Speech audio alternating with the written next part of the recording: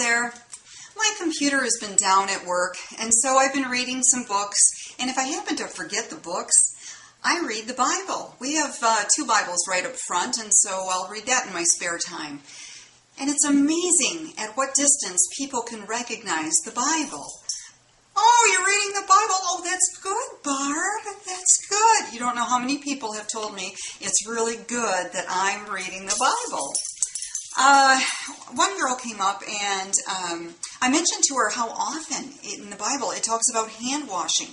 It's as if it was a new concept. I think they really just discovered that hand washing can keep you healthier because it's throughout the Bible. Washing your hands, and they give all the rules of the different reasons to wash your hands. Wash your hands after doing this. Wash your hands after doing that. And she said right away, she's very quick, and she said, oh yes, God realized that that would be the best way to keep his humans healthy. So that's why it has hand washing through the Bible. And I thought that was really amazing, but, why didn't he just get rid of germs if he wanted to keep people healthy? I don't know. Maybe she's right. And then another girl came by and she said, I like watching stuff about religion. You know that National Geographic show? Well, my boyfriend watched, and it was on them pyramids. And you know what them pyramids are? And I said, yes. And she said, well, he thinks that they were made by aliens because you saw what all was inside them pyramids. People weren't smart enough back then to make all of that. And I felt like saying back then. But that was just what she thought, that possibly aliens made the pyramids. Now let me show you what these pyramids look like on the inside, the pyramid texts. Here, there's my computer. We're going to get up the pyramid text online here, see if I can do 2 things at once. This is, I think it's called pyramid text online. See if I can hold this without shaking. And if you click on this, it's like if you Google pyramid texts, this is the first one that comes up. And it'll show you the rooms.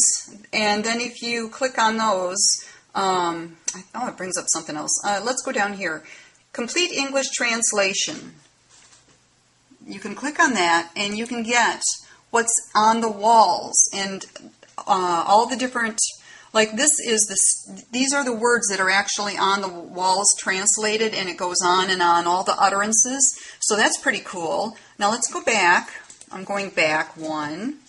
And let's go to photographs down at the bottom of this. This is that first page with that thing.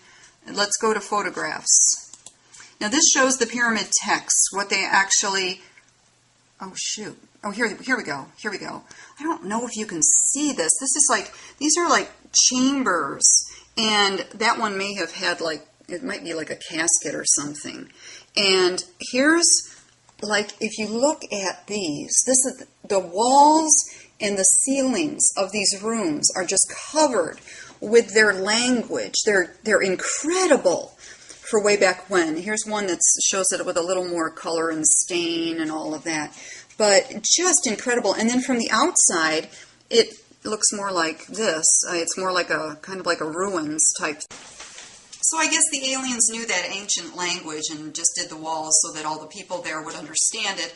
I'm sure that they flew all of those miles to come to Earth to do that and then return. I also went to a baby shower, and we got to put on cards advice that we would give to the new mother.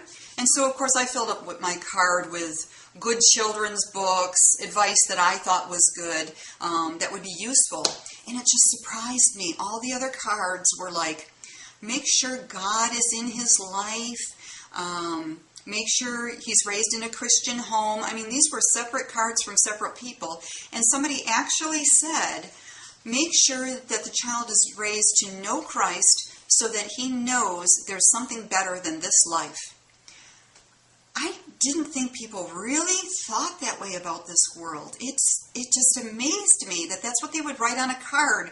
And, what kind of advice did the mother get? She's probably already Christian and, it was not new advice to her.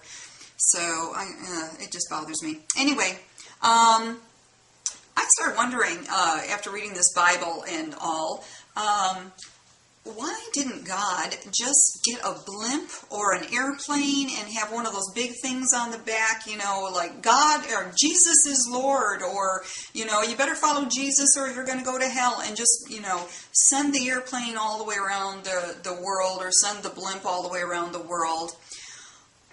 Why? It just seems like, you know, whatever man had not invented yet, God couldn't do.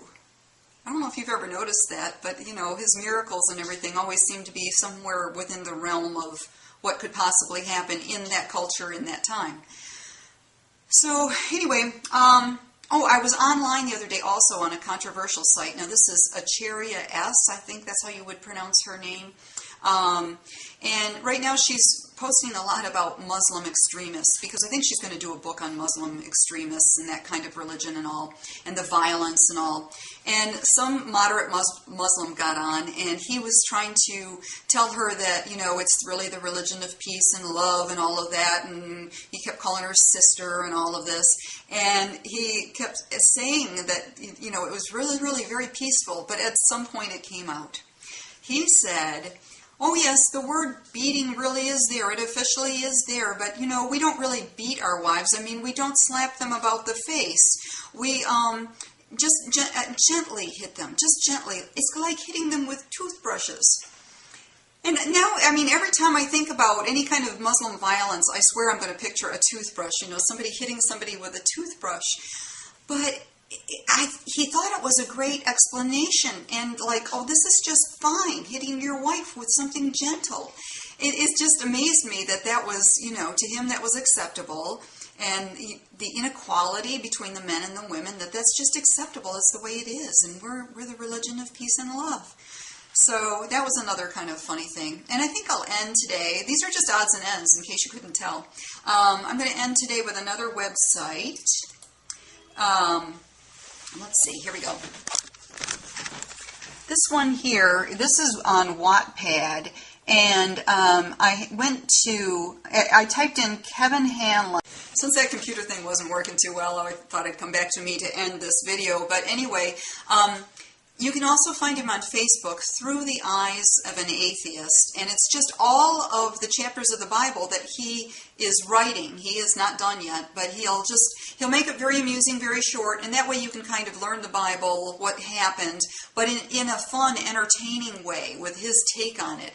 And so I'm finding it really fun. I'm mostly looking at it on Facebook, but it also, again, is on Wattpad, and you have to type in Kevin Hanlon, Hanlon, smash it all together, and then you can find the Through the Eyes of an Atheist and go from there. So anyway, that's just kind of a mismatch of stuff for this week.